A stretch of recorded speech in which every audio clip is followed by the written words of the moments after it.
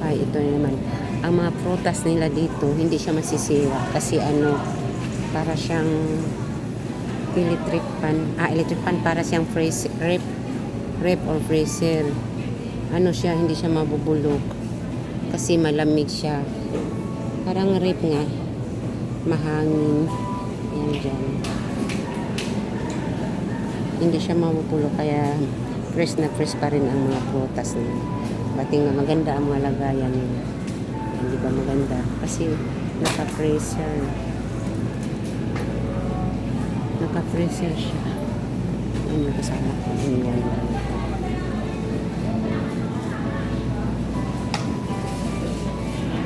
Thank you for watching guys.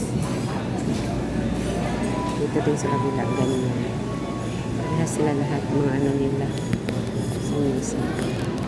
Puro siya nakaganyan. Yung mga prutas nila. Hindi siya masisira. Kasi siya. Diba? Siyempre, mahal. Maganda naman pagka-display. Ayan. Thank you for watching.